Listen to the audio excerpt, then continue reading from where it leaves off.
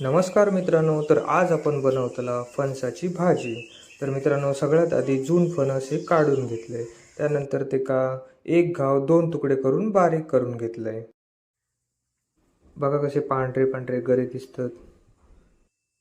नंतर फणसाचे एक एक करून शेडा काढून घेतले. गरे काढू बरे पडतं.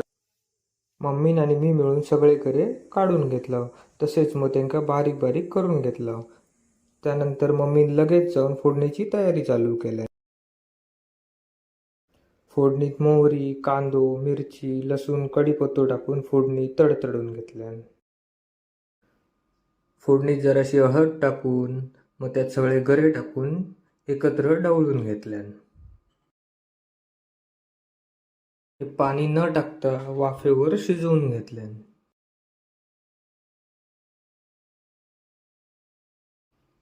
भाजी जशी शिजली, चांगली मेंढली तशी कोथिंबीर आणि खोबरा वरून शिवरून घेतल्या. बघता बघता आपली फणसाची भाजी लगेच तयार झाली. मित्रांनो, फणसाच्या भाजीचो संपूर्ण व्हिडिओ माझ्या यूट्यूब चॅनलवर इलो हा. तुम्ही बघितलास काय?